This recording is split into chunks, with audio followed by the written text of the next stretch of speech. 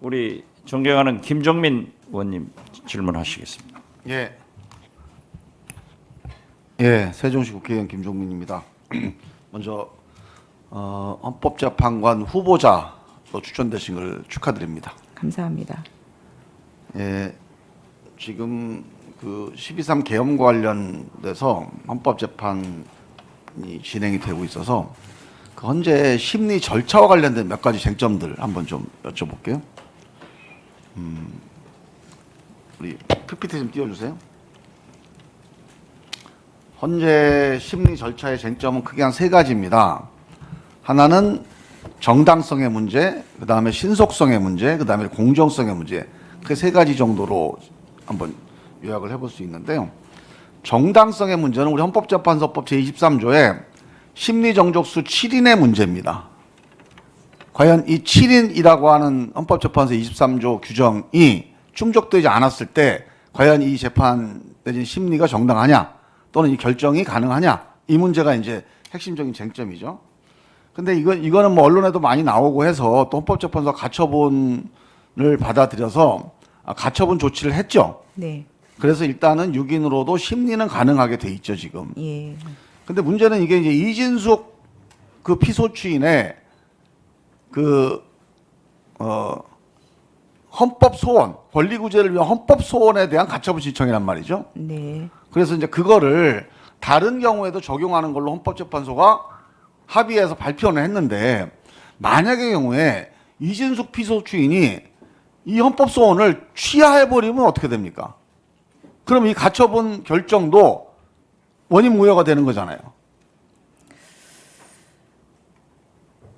제가 그 부분에 대해서 그 심도 깊게 생각은 안 해봤습니다만은 지금 드는 생각은 헌법재판소가 가처분을 했지 않습니까? 네. 근데 그 저희가 일반 법원에서 하는 가처분은 당해 사건에만 적용이 되는데 이 사건은 가처분 대상이 법률이기 때문에 아니 근데 그런 네네. 제가 그래서 말씀을 드렸잖아요. 예, 다른 법률에도 적용을 하고 있는 것으로 알고 적용이 있습니다. 되는데 예, 근데 이제 헌법 소원이 그 취하가 된다면은 원칙적으로는 뭐 가처분의 효력도 상실하겠지만은 그 헌법재판소는 특이하게 그 심판의 이익에 관해서 소의 취하나 아니면 뭐 임명 기한 그 기한이 도가 되더라도 그 헌법적 해명이 필요한 경우에는 심판의 이익을 인정해서 소송 종료 선언을 하지 않고 판단에 나아가는 바가 있다고 알고 있습니다. 예, 예. 근데 이 그래서 이 사건은 문제에 대해서는 중요하기 때문에 그럴 수도 있다고 생각합니다. 여러 가지 또 이제 정치적 공세나 쟁점이 되고 있잖아요. 그래서 앞으로 상당히 많은 일들이 벌어질 겁니다. 네. 거기 헌법재판소가 정당하게 이 정당성을 확보할 수 있는 대응들을 해나가는 게 필요하다 이런 말씀을 드리고요. 또 예상되는 게 윤석열 피소추인이 이 7인 심리의 법률을 근거로 해서 이게 피소추인의 권리를 침해한다고 그래서 이거 헌법 소원을 또 제기할 가능성도 있죠. 네. 이거 7인으로 해달라. 7인이 기본적으로 입법 취지가 있다. 왜? 이 3개 기관에서 이제 참여한 헌법재판관들에 의해서 재판을 받아야 공정한 재판이 된다. 정당한 재판이 된다. 그런데 이거는 지금 6인밖에 없으니까 부정당하다, 부당하다. 뭐 이런 식의 문제 제기를 할 수도 있죠. 여기에 대해서 혹시 뭐 스터디를 좀 해보셨나요? 연구한 바는 없고 그런 문제에 대해서는 지금 처음 들었는데 결국 쟁점은 가처분에서의 쟁점과 동일하다고 생각을 예, 합니다. 알겠습니다. 자, 그다음에 이제 권한대행 임명권 관련해서 현재 재판관을 임명 가능하냐? 근데 헌법재판소에서 임명 가능하다라고 지금 이제 결정을 해서 발표를 했죠. 근데 이제 일반적으로 국민들이 이번 그 쟁점을 보면서 궁금해하는 게 과연 권한의 범위가 어디까지냐는 논쟁이 지금 지상에 많이 보도가 되고 있어요. 여기에 대한 후보자님의 의견을 좀 여쭙고 싶은데 학자들에 따라서는 거리 상태에 있을 경우에는 아예 대통령이 없어진 거니까 대통령의 모든 권한을 온전하게 행사하는 게 안정적인 헌정 질서를 유지하는 데 반드시 필요하다.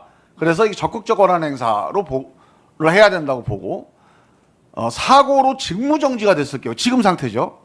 직무정지가 되면 언제 복귀할 수도 있으니 대통령의 결단에 의해서 이루어지는 중대 결정은 권한대행이 가능한 한 자제해야 된다. 그 소극적 권한 행사에 그쳐야 된다. 이렇게 주장을 해요.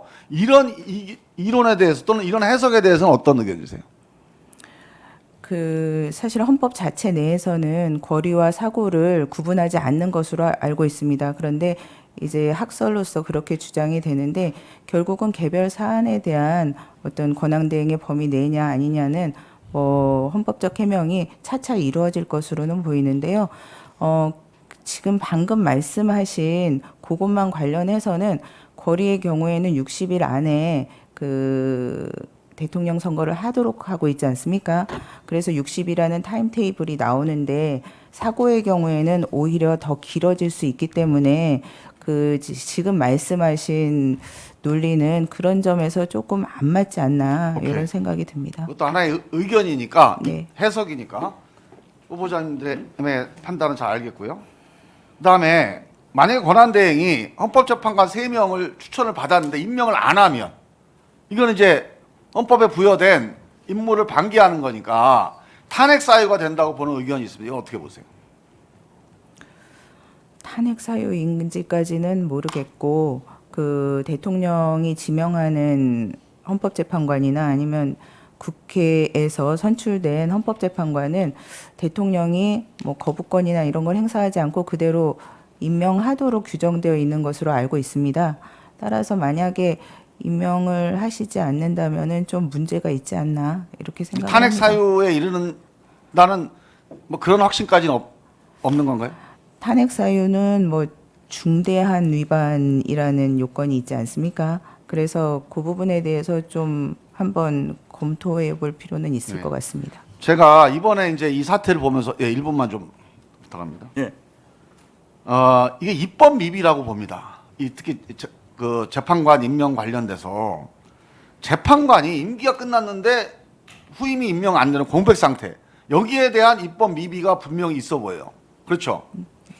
그래서 이게 재판관이 공백이 되면 국민의 기본권 침해가 구제되기가 어렵잖아요. 네. 그래서 이건 국민 기본권을 보호한다는 차원에서 빨리 법적인 보완이 필요하다고 생각들어서 제가 이번에 이걸 발의를 했습니다. 예. 그래서 만약에 임기가 끝났는데 후임이 아직 임명 안 됐어요. 그럼 후임 임명할 때까지 계속 업무를 계속하게 하는. 근데 우리 법에 한 번 연임하게 돼 12년 이상 못하게 돼 있거든요. 네. 그러니까 12년을 넘지 않는 범위 내에서 후임 임명될 때까지 업무를 계속하도록 하는 이런 법안을 제안했는데 어떻게 법안의 취지에 대해서 공감하십니까? 그 취지에서 공감하고 있습니다. 계속 이런 공백이 발생하고 있고 이 부분을 해결해야 된다고 생각합니다. 예. 김종민 의원님 수고하셨습니다.